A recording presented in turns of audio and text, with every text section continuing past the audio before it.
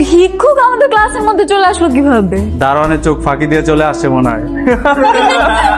এই ছেলে, এইখানে ভিক্ষা দেওয়া হয় না, এটা একটা ক্লাসরুম। তোমার যদি ভিক্ষা নিতেই হয় তুমি নিজে ওয়েট করো, যাওয়ার সময় কেউ তোমাকে সাহায্য করে যাবে। ক্লাসরুমে বাধা দিও না, যাও যাও। চাঁদনি বাদ দে না, বেচারা শখ করে আসছে, ওরা অপমান করিস না। এই 20টা টাকা দিয়ে দে না ওরে, তুমি 20টা টাকা নিয়ে নিচে চলে যাও। ওয়েট, ওকে দেখেই তো বোঝা যাচ্ছে যে ও একটা সুস্থ স্বাভাবিক মান। এই ছেলে, তুমি সুস্থ না? তাহলে কেন আমাদের কাছে সাহায্য চাচ্ছ? তুমি রিক্সা চালাও, গ্যারেজে কাজ করো, ভাতের হোটেলে কাজ করো, কিছু একটা করে খাও।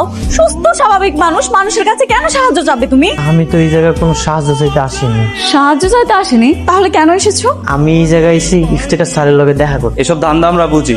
যা ক্লাসেতে বের, যা বেরো। আর দেখিস না কেমন স্যান্ডেল পরে চলে আসে ক্লাসের মধ্যে।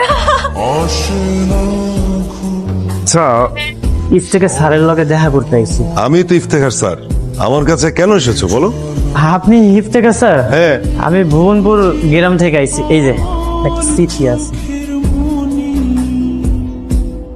আমার প্রিয় শিক্ষকের একমাত্র নাতি, ও এখন থেকে তোমাদের সঙ্গে পড়াশোনা করবে। স্যার, ওরে তো দেখতে ভিক্ষুক মনে হইছে, আর ও আমাদের সাথে প্রাইভেট ভার্সিটিতে পড়বে স্যার। ও 100% ও এবারে পড়াশোনা করবে।